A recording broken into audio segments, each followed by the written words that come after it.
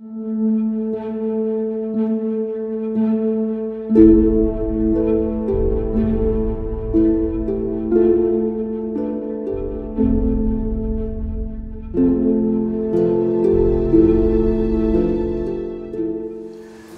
now try to find an answer to the question, can you be forced to adore?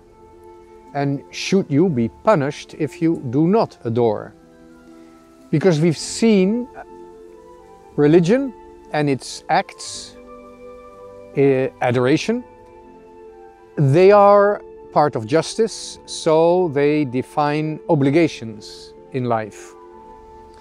Paying respect to the one who is who he is, the eternal God. It's a necessity of life, it's a necessity of existence itself. Can you be forced to adore? And if you do not adore, should you be punished? Well, in fact, no, you cannot be forced to adore. Adoration, if you like, is too much the summit of human existence. It's between you and God. On the summit of human existence, all of us, we are alone. We are not lonely, but we are alone with God. There's no place on the summit for anybody who could force us to adore. Maybe while climbing that mountain, we can be prepared, we can be educated, somebody can help us to explain what it is and how we should adore. But the act of adoration itself is an act of free will, but united to free intelligence and to a body that obeys to the soul. Everything in us is united in this one single soul act of adoration, which nobody else can do for us. You cannot be forced to adore. But if you do not adore, for whatever reason, something in you will force you to adore. Let me explain. If we do not adore, we are not one. We become split personalities. One part of us doesn't adore, the other part, I would say, will force you to adore. It will force upon you a partial or fake or even absurd form of adoration.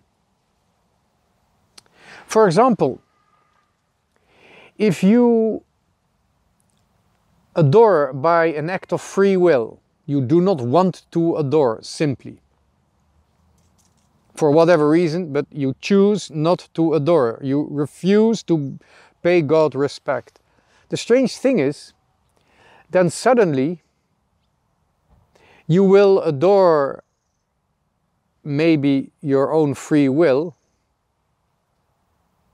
because you make it more important than God. But you might also adore your own ideas, things that come up in your intelligence. Or you might even adore your body. Something in us is too radical to be ignored. It's either God or nothing,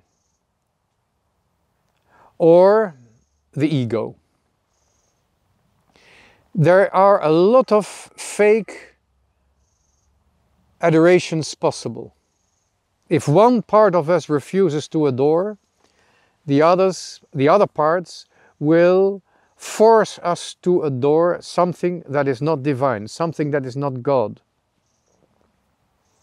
And the same is actually true for punishment.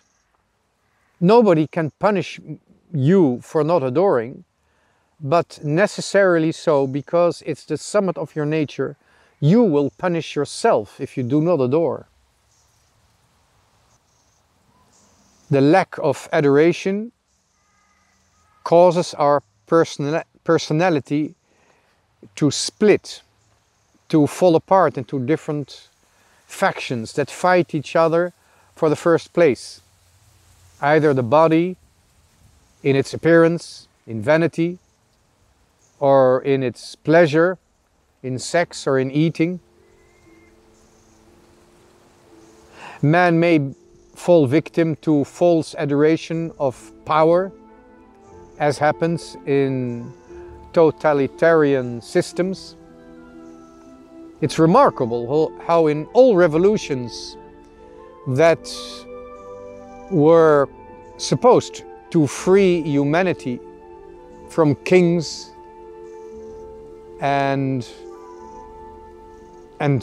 from the church, all those revolutions very rapidly changed into the tyranny of human power, the adoration of human leaders like Stalin or Mao Zedong.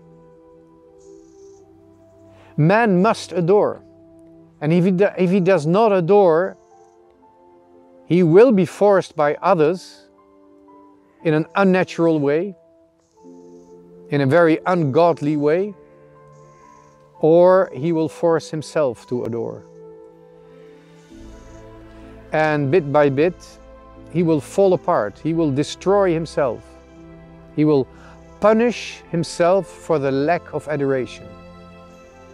It's, as the saying goes, God always forgives, man sometimes forgives, but nature never forgives.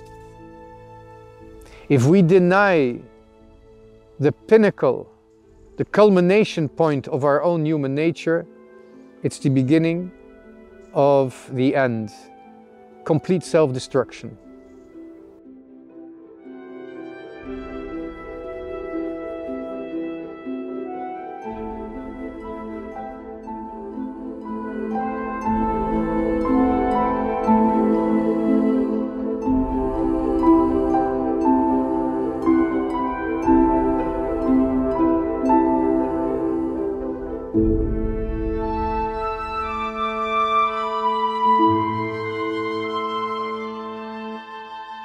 Thank you.